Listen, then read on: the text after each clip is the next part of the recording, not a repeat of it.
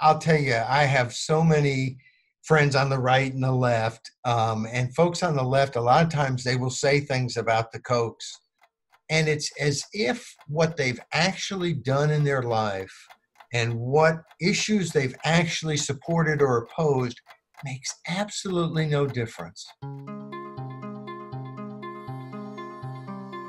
Okay, I think that nicely wraps up the first column this week. The second column, And this is only a 14-hour program, and yeah, yeah. Greenland. Is there anything you need to wrap up about Greenland for the week? I just have to say that I'd love to have Greenland. God, I hate that thing, and I've got to figure out how to turn that thing off. It just drives me crazy. So it's your computer. Okay, very good. Yes, it's on my computer, and I don't even know. I've never wanted them. I've never looked at them, but they pop these things up. Anyway, that make noise, worst of all. And see, I would turn off the sound, except I don't think that would work too well on this. Yeah, yeah. Greenland, I would love to see Greenland part of the United States if the people living in Greenland wanted to be part of the United States. And of course, it's true that we have some base there. I mean, of course, we have a base everywhere. So maybe that's not so unique. But I posted on my personal Facebook page this week that I would love to buy Greenland, but I can't afford it. And I kind of think we're probably in the same position that we can't afford it. And as I understand, they're not selling. But it strikes me as a little funny how many people think it's just completely crazy to talk about buying Greenland.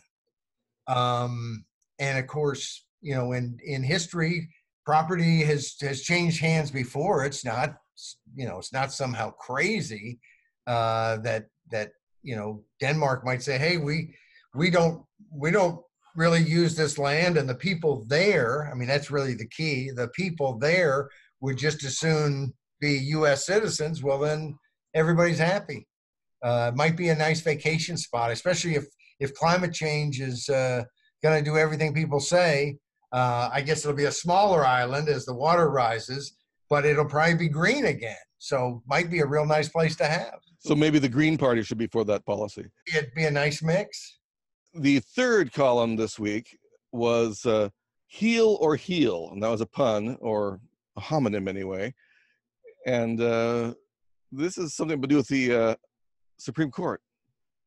Yes, the 5 U.S. senators, all Democrats, filed a brief urging the court not to take a gun case out of New York, and for fear that the court would take it and would expand on the view that the Second Amendment provides an individual right to self-defense through having arms, but in doing so, threatened the court in essence.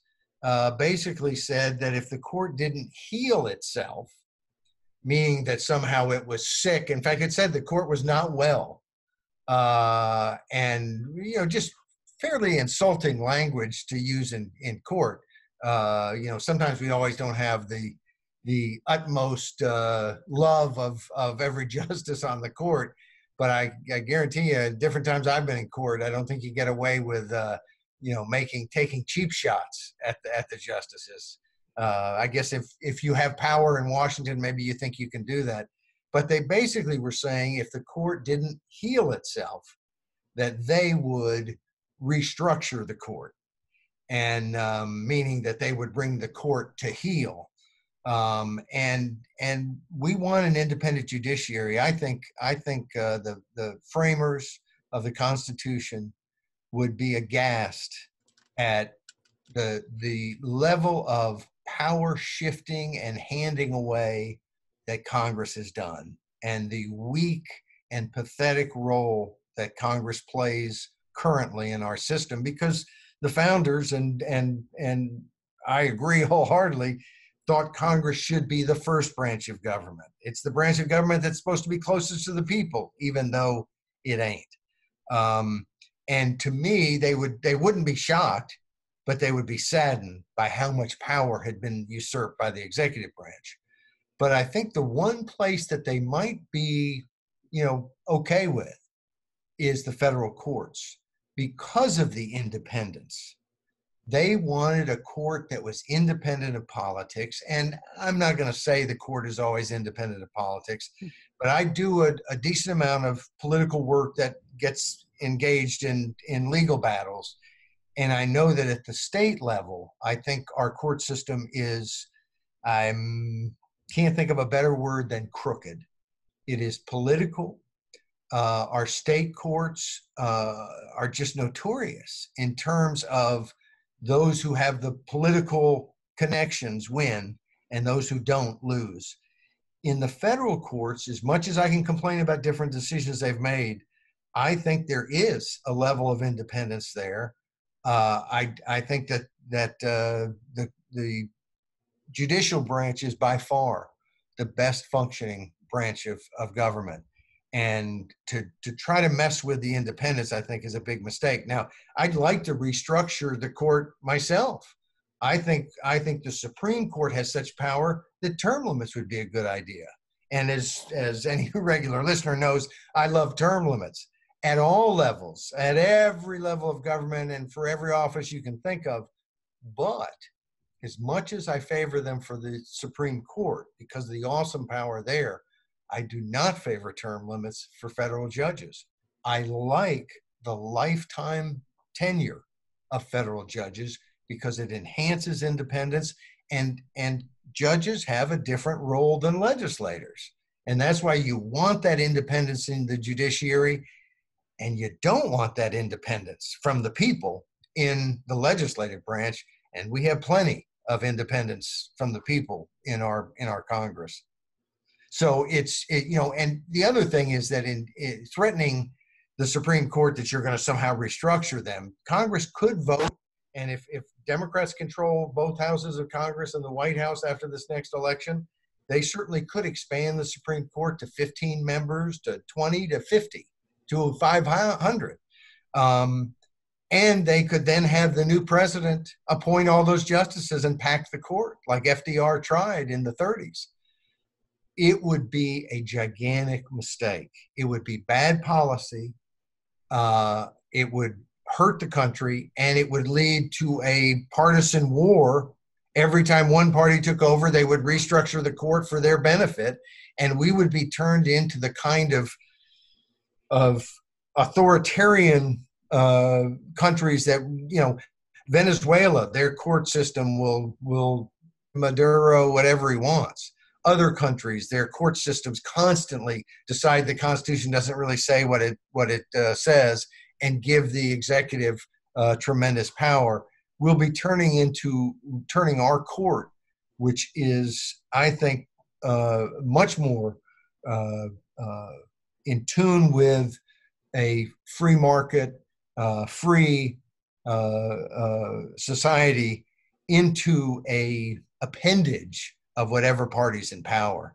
And it's dangerous. And you've got, I believe, 7 different Democratic candidates who've endorsed increasing the size of the Supreme Court. And you've got Pete Buttigieg, who has decried the partisanship, which we spoke quite a bit about this week, and the different ways people use partisan that doesn't mean what they seem to think it means. But he wants to make it to where it's not so partisan.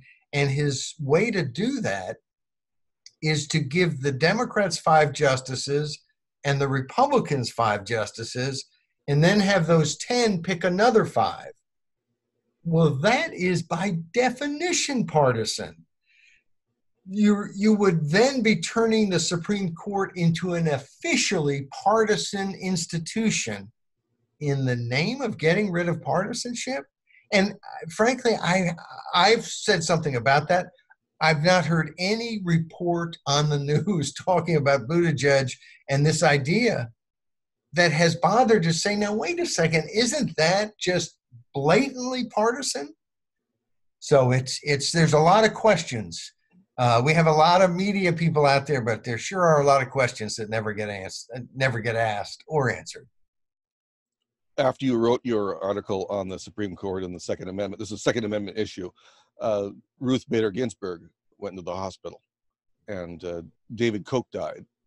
probably dozens of major blue mark Twitter people, sort of glorying in the death of David Koch, even as Ruth Bader Ginsburg entered the hospital that was funded by David Koch. What kind of evil person funds hospitals? I'll tell you, I have so many friends on the right and the left, and folks on the left. A lot of times they will say things about the Kochs, and having met both David and Charles, who seem to be nice people, and looking, however, not, you don't have to meet them to kind of look at where they have been politically on a whole range of issues. And it's as if what they've actually done in their life and what issues they've actually supported or opposed makes absolutely no difference. They are the enemy, and whatever I'm against, they must be for. I mean, it's like this hatred of people who you don't even have a clue who they are or what they stand for. And, it's like they're the big pro-Trump, and of course they are pretty much on the edge of never Trumpers. And I've heard them, they're big supporters of a worldwide interventionist military. Well, of course they're not. Or they're social conservatives who want to ban gay marriage, and no, they're not. It just goes on. And I think if people actually knew their positions, which is pretty much a libertarian, I'm sure libertarians would quibble here or there, whether they're right on every single issue, but it's a pretty libertarian viewpoint. And I think if people knew what they actually believed, instead of just using them as a straw man to mean conservative, Trump, Republican, they'd be pretty popular guys.